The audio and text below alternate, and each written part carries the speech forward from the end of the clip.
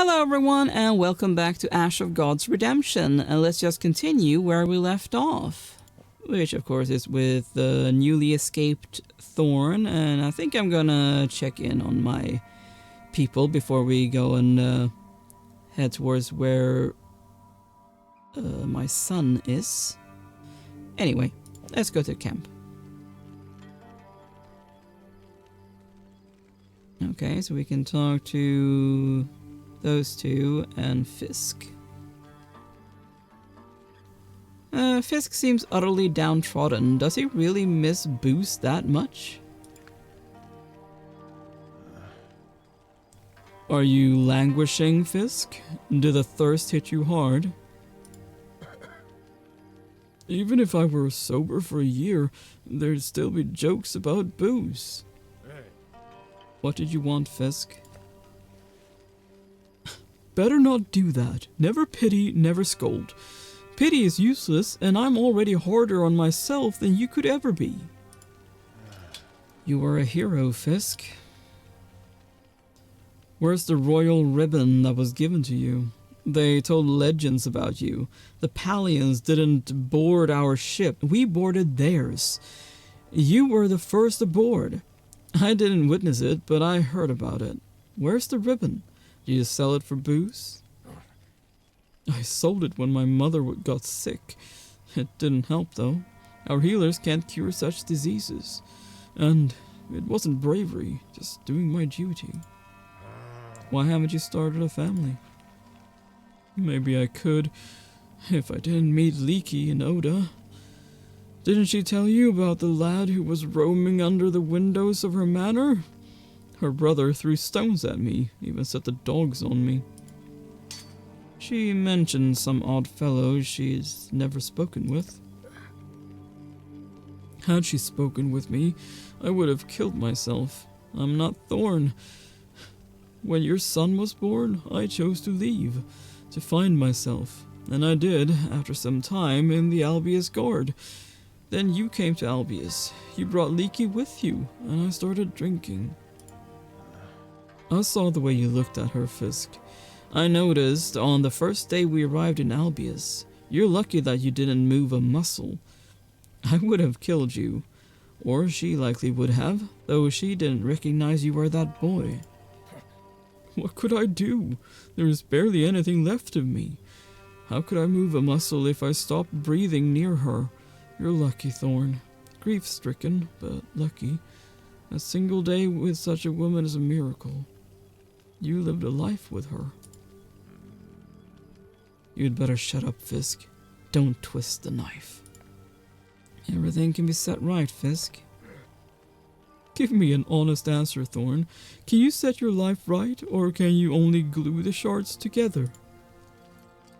Gluing the shards together isn't the worst idea, Fisk.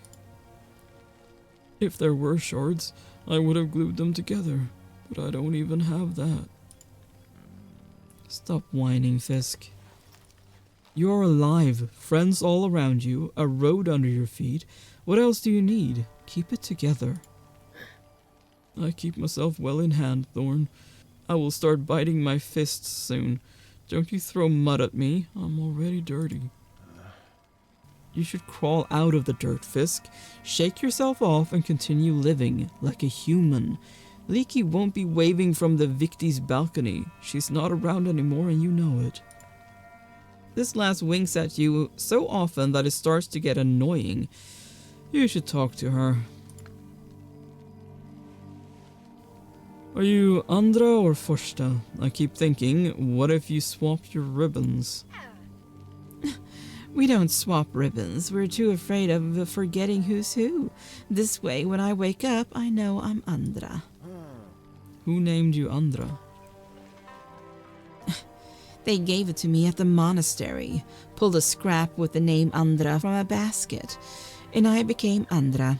If they'd pulled the word shit, you'd be talking to shit right now. You got lucky with the names then. Who's older, you or Forsta?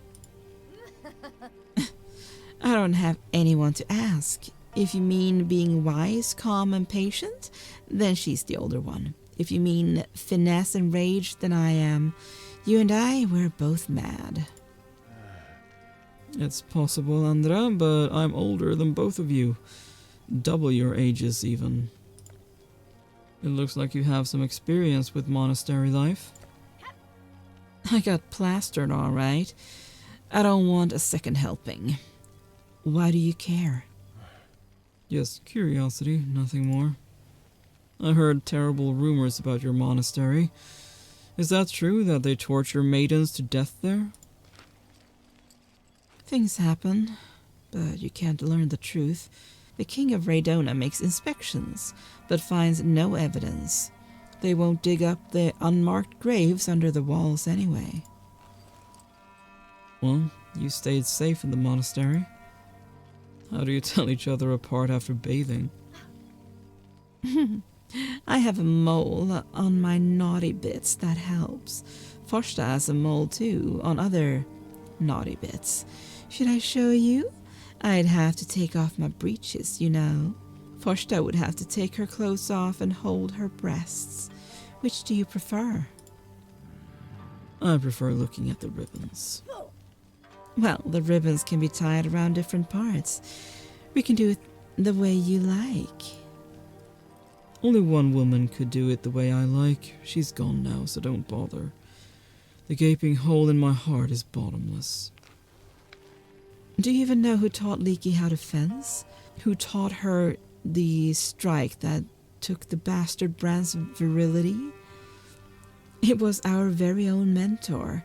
She wasn't the founder of an ancient monastery that's crumbled to dust, of course, but she was a master nonetheless. Brann Victi's father hired her, and the son followed her. He came for us. Enough sweet talk, Andra. It was sweet indeed. Goodbye for now. Where are you going to go?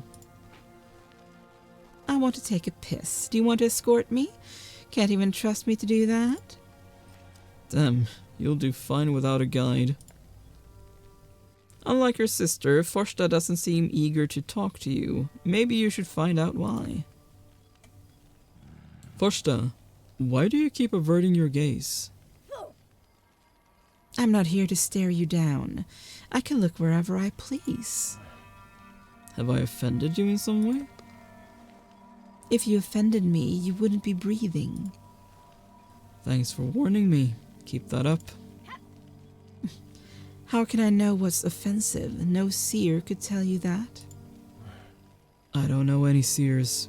I don't believe in prophecies either. Why didn't you leave Brann Victi sooner? Where could we go? To Vandil Forest? We'd have to watch out for both guards and bandits. You are all skilled ladies. You handle weapons well. You can take care of yourselves. Or do you dream of a quiet life in some forgotten village about husbands? The quiet life is over. Troubles can drown you before you know it. Even in a forgotten village. And tell me, where are these supposed men we could marry? I can't give you advice there. Nice talk. Did you think that I would just cling to you and cry? I didn't think about it at all. Though, if you started crying, I wouldn't be scared. You aren't a snake, are you? I don't know everything about my origin. Maybe I'm a snake. Alright. Temple tongue. Someone who is versed in languages or familiar with the temple scriptures could help you translate what you've found. Ask Flit. The lad translates the next phrase quickly. I've seen this one before. Yelpor Harg means a flame starts burning. Okay. Interesting. Well, so we have Old Jabonan Road, already broken and unkempt, but still a decent road traversing the desolate lands near the spurs of the Milky Mountains. Woodland Way. A dirt track running along the wood that occasionally darts under the canopy, well trodden and quite convenient. And the southern road. A nondescript dirt road that connects Ursus to the Brann road, full of shady characters. Honest villagers steer clear. I mean, that would mean more experience, so sure. Let's go the southern road.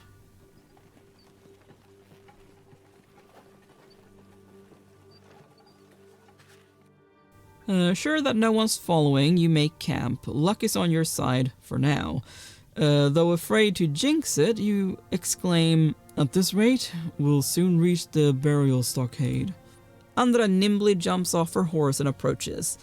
How long are we camping here? Should I help you get wood or something? Her sister laughs. Dear sister, are you becoming a bit too fond of him? Do me a favor, Thorn. Don't mix us up. You're not really my type. Your embarrassment turns to anger. Oh, you windmills. We barely escaped the chopping block, and it's all just water off a duck's back to you? Go get some kindling if you've nothing better to do. Forsta feigns disappointment. Oh, dear sister, such a stern, grumpy commander we have. He can't get it through his thick head that escaping death is the best reason to enjoy life. All right, let's get some kindling before he throws us in the fire instead. Andra says before leaving. Don't be mad at her, please. She's a good girl, even if she doesn't always watch what she says. Here, take this. She found it while escaping from the maggot. It was on his table. You take the piece of paper, unfold it, and recognize Gleda's writing, your heart aflutter. It says, Brann viktig. If even a single strand of hair falls off my father's head, I will kill you, Gleda Brenin. Damn. Okay. Trapper's Path. A path used by Gerannan trappers. They don't like being watched while they work, so it's best not to rely on their help or hospitality.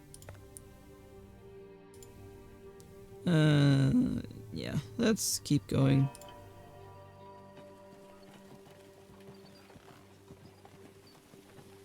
There's the burial stockade, okay. You notice the flanks of Geranna ahead. It's the camp of a large squad. You don't expect a warm welcome from Brann guards, but looking for an alternate route will be time-consuming. It's doubtful that the news of your prison break has traveled this far. You haven't seen any messengers overtake you, at least. Let's take the risk and go straight.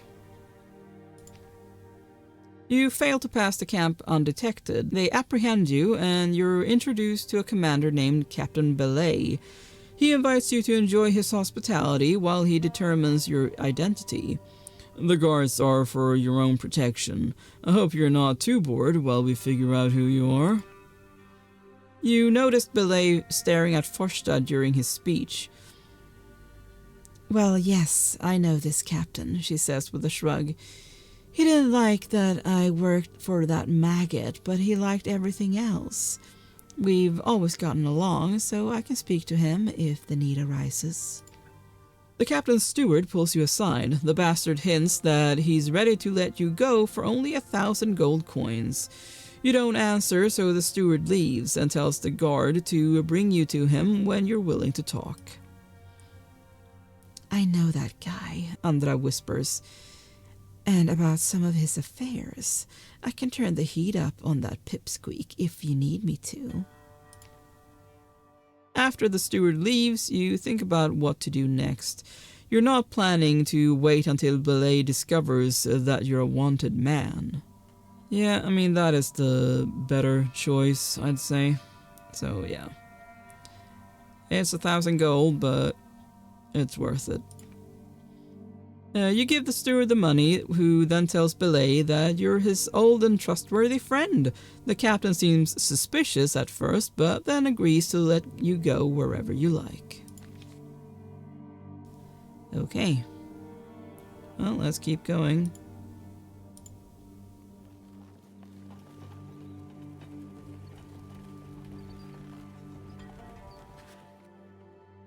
Once you reach the Highland settlement, you find the Drunken Hawk Tavern in the village outskirts.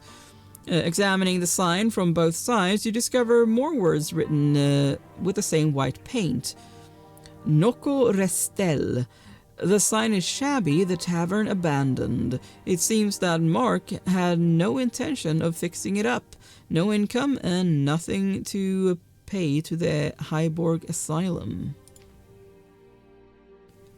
A message is scratched into the door, left for the Eastern Stockade, Nick. As you open the door and step inside, you're greeted by creaking and crashing noises. The poor old house is about to fall into pieces. Search behind the counter. The creaking walls and floor are annoying, but the purse full of gold you find behind the counter does much to lift your spirits. Okay. Check the pantry. Footsteps send creaking, grinding echoes through the entire building, but the dangers of exploring it pays off when you discover another sign with white paint on the other side of the pantry door. It reads, Velu Korsapa F. Okay. Peek into the kitchen.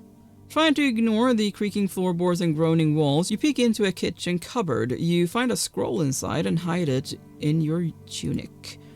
The entire building groans and shakes. A shower of dust and splinters fall from the ceiling. The tavern is about to collapse. You scramble to the exit.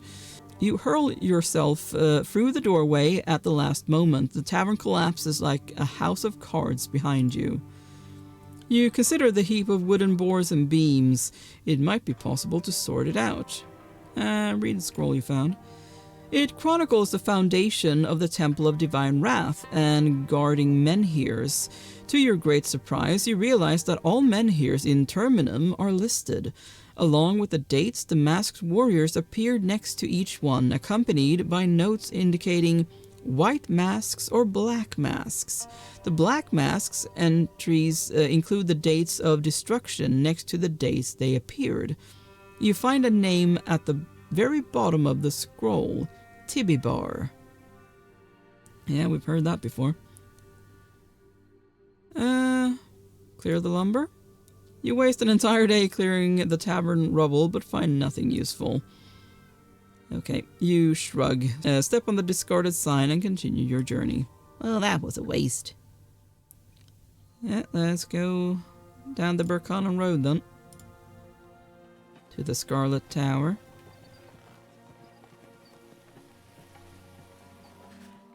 You look around. Some landmarks are surprisingly familiar. You've been here with Krieger. You remember him mentioning a nearby grave, a battle site where a captain of the guard was buried. He was likely laid to rest with his weapons and captain's insignia. Tell your companions about the captain? You recall everything you've heard about the great warrior. The story inspires your company. Great heroes have lived in the past, so more must come in the future. Empowered by new hope, you resume your journey. Okay, and there's the stockade. Okay, so we should go down this way, Old Jabonan Road. Yep.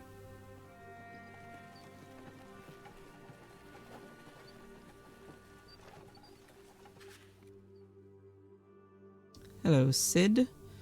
You come across a merchant's cart with a broken wheel. Several guards are busy repairing it. The cart is brimming with pots, the kind used to transport oil. The merchant introduces himself as Sid and gestures helplessly at his cart.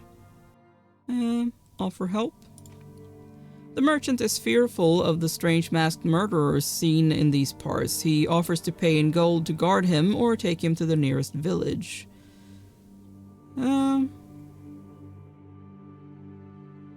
Sure. Haul the car to the nearest village. Getting to the nearest village takes a full day, but the merchant rewards you with a heavy purse. Alright.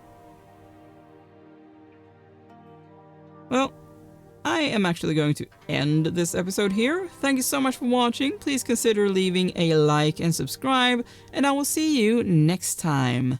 Bye!